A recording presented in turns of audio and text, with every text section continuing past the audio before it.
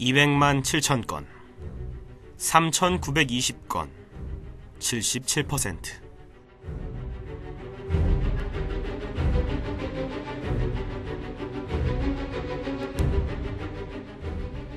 앞서 말했던 수치들은 모두 우리의 안전과 관련된 숫자입니다. 6월 29일자 서울경제신문을 보면 정확하게 나와 있죠. 200만 7천 건. 3년 사이에 10만 건이 늘어난 2013년 전체 범죄 발생 건수. 3,920건. 범죄율이라고 하죠. 인구 10만 명당 범죄 발생 건수입니다. 이 또한 2011년부터 지속적인 증가 추세입니다. 77%. 범죄율과 전체 범죄 발생 건수와 반대로 감소 추세에 있는 숫자입니다. 바로 범죄 발생 건수 대비 검거 건수를 뜻하는 검거율이죠. 2010년 85%에서 2011년 79%, 2012년과 2013년 77%. 지속적으로 낮아지고 있네요. 늘어나는 범죄율과 전체 범죄 발생 건수, 그리고 줄어드는 검거율. 어떠십니까?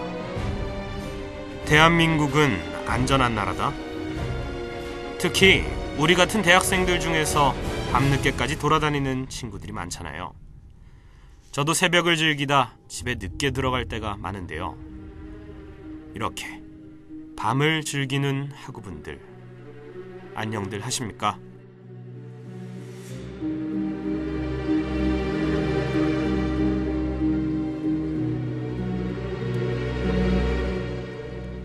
더 길티, 그것이 알고 싶다.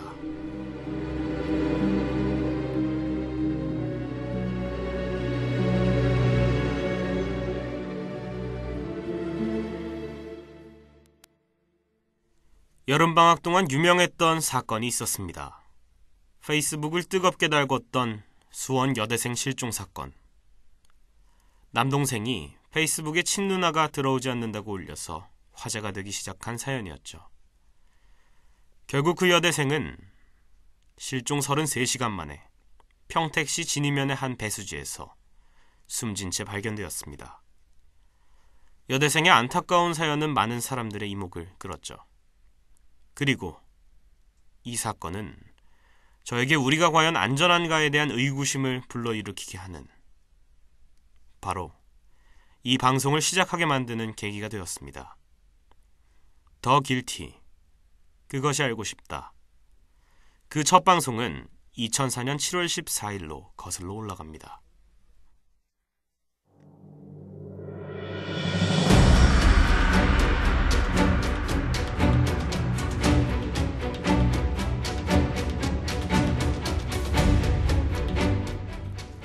(2004년 7월 14일) 한 성매매 알선 업주가 경찰에 기이한 제보를 했습니다.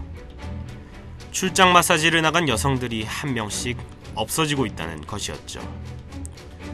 실종된 여성들에겐 공통점이 있었습니다.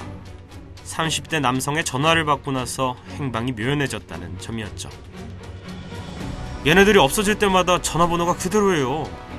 수첩에는 전화번호를 다 적어놓잖아요, 장부에다가. 제보자가 직접 남긴 말입니다. 한 명씩 사라지고 있는 여성들. 그들은 어디로 가버린 것일까요?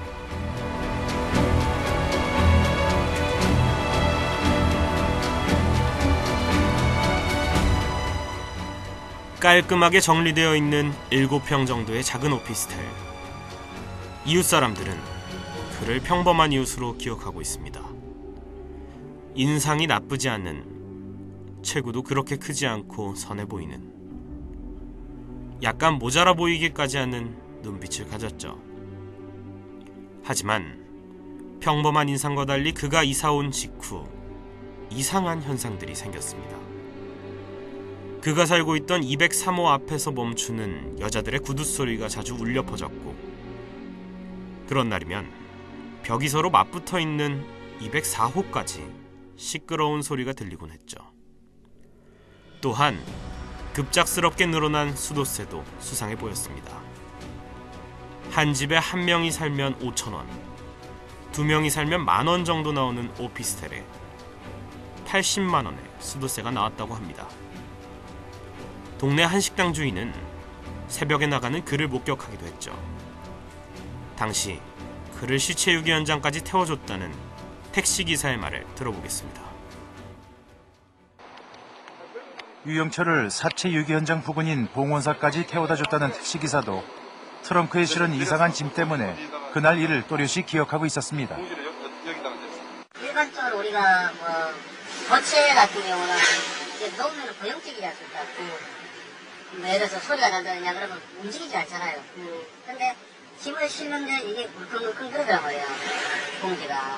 그래서 나는 그냥 고기, 정육점에서 고기 사서 장사하는 사람 이런 생각해서 고기입니까? 그러니까는 고기에 좀 그렇다는 식으로 얘기를 하더라고요. 새벽에 고기를 싣고 절 부근으로 가는 손님. 그런데도 택시기사가 크게 의심하지 않은 것은 당시 그의 행동이 너무나 태연했기 때문입니다. 그냥 지나가는 걸 통째로 흥분되고 긴장이 되고 불안하지 않습니까? 이건 인간이 아닌 거예요. 지금서 보면. 뒷자리도 아니고 앞에 앉아가지고 자기가 뒤까지 다 들키면서 어떻게 그렇게 편하게. 뒷자리도 아니고 앞자리에 앉아서 길을 알려줬다는 너무나도 태연한 범인. 그는 한때 대한민국을 풍미한 연쇄살인범 유영철입니다.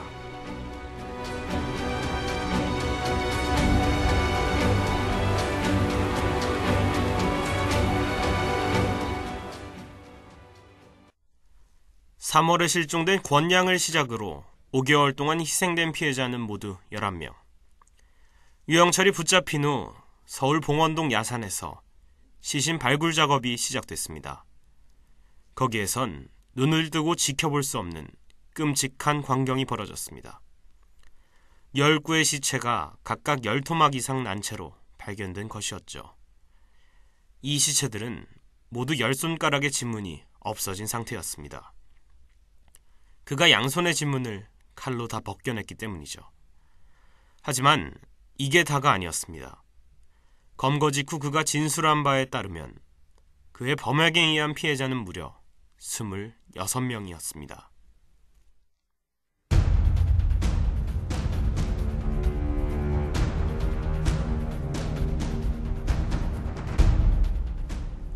출장 마사지 여성들의 연이은 실종 사건, 2003년 말에 발생한 부유층 연쇄살인 사건, 2달 사이 8명이 둔기로 살해당한 끔찍한 사건이었죠. 경찰의 사칭에 당할 들통이 나자 칼을 찔러 살해한 뒤 손목을 잘라 바다에 버린 노점상 살인사건. 2004년 2월 이른 새벽 화려한 옷차림 때문에 성매매 여성으로 착각해서 살해했다는 이문동 살인사건까지. 그 잔혹한 살인사건의 범인은 모두 단 한 사람이었습니다. 바로 유영철이었죠.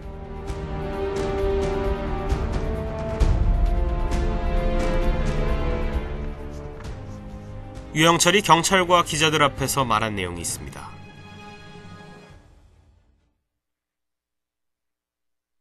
노인들도 주인공 맞아요? 노인들도 주인공 맞아요? 이 계기로 여성들이 함부로 몸을 놀리거나 하는 일이 없었으면 하고, 부유층들도 좀 각성했으면 합니다. 이 계기로 여성들이 몸을 놀리지 않았으면 하고 부유층들도 각성했으면 좋겠다. 계기라. 마치 자신이 의적이라도 된 마냥 내뱉은 말이 머릿속에 자꾸만 되뇌어집니다.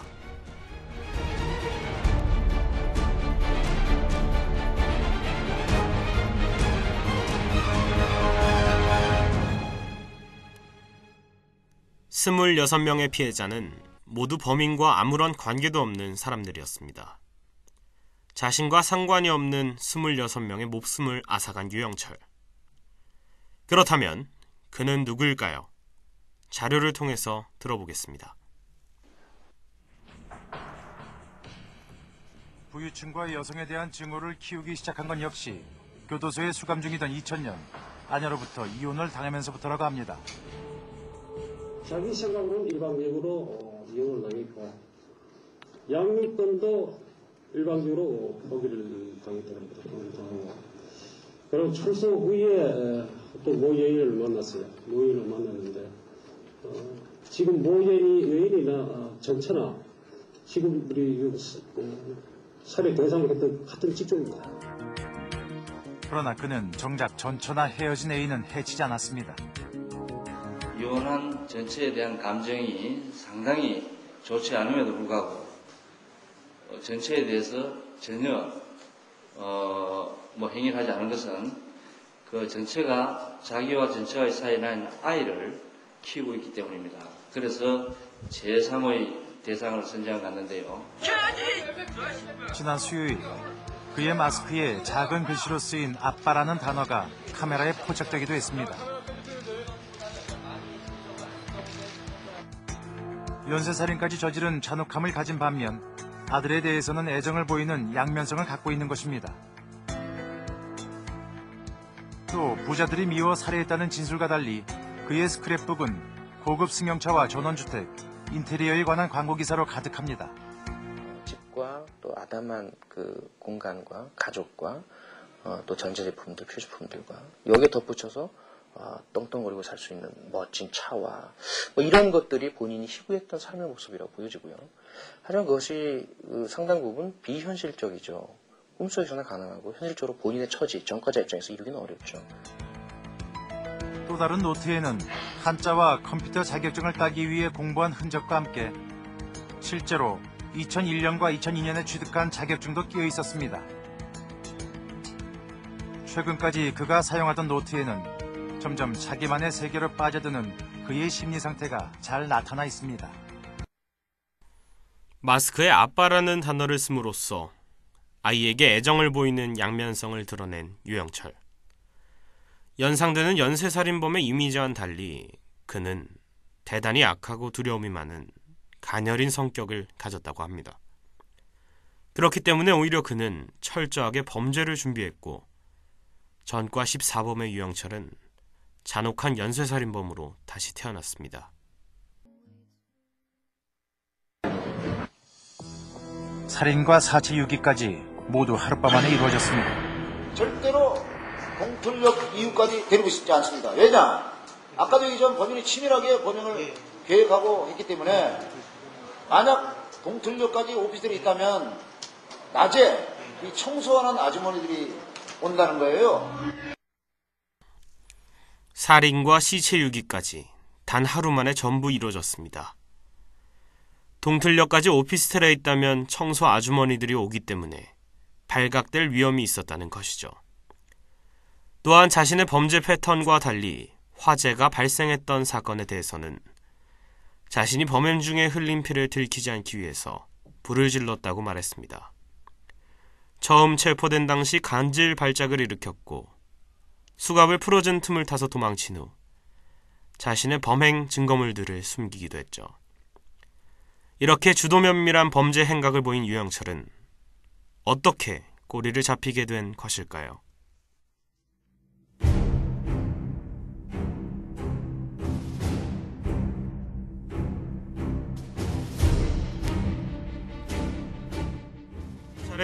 경찰에 신고를 한 제보자는 성매매 알선업체에서 일하는 직원이었습니다. 그는 일하는 여성들이 사라질 때마다 같은 번호들을 사용하는 사람이 불러냈다는 것을 알아냈죠. 이후 또다시 같은 번호의 사용자가 전화를 했을 때 경찰이 현장을 급습했다고 합니다. 범인은 자신의 집에서 바로 그 살해 현장에서 잡힌 것이죠. 출장 마사지 여성들이 사라질 때마다 그대로 남아있는 전화번호. 그것이 유영철이 잡히게 된 결정적 단서였습니다.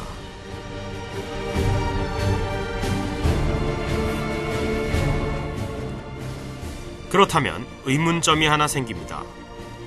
이전까지 굉장히 철두철미한 범죄 행각을 벌인 유영철이 왜 같은 전화번호를 사용했을까? 당연히 여러 전화번호를 통해서 연락했을 것 같다는 생각이 드는데 말이죠. 그건 바로 그가 하나의 중요한 사실을 몰랐기 때문입니다. 각각 다른 명함을 사용하는 출장 성매매 알선 업체들이 실은 한 업주에 의해서 운영된다는 사실을 유영철은 미처 알지 못했던 것이죠. 그랬기 때문에 같은 전화번호로 다른 업체들에게 전화를 해서 여성들을 불러냈고, 바로 그것이 범죄의 꼬리를 잡는 결정적 단서가 되어준 것입니다.